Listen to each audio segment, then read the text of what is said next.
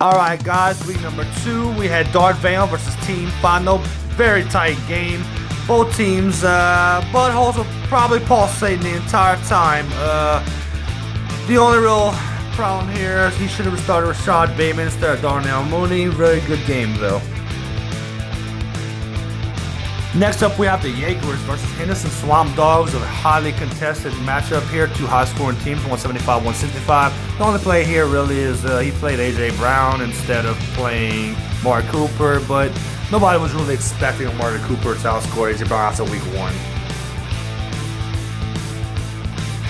Next up, we have Queen City Rhapsody versus Hey Ruspin.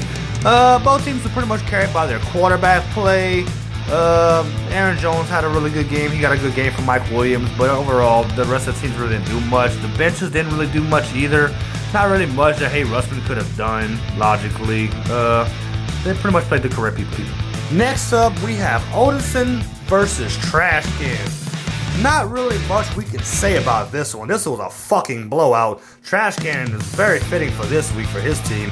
A lot of zeros in that benchmarker there. I've never seen more zeros in my entire life.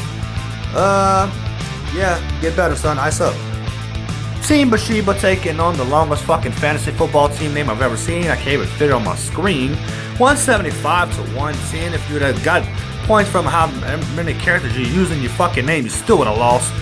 Nothing much he could have done on the bench. Absolute massacre, and maybe he bounces back next week. We'll see.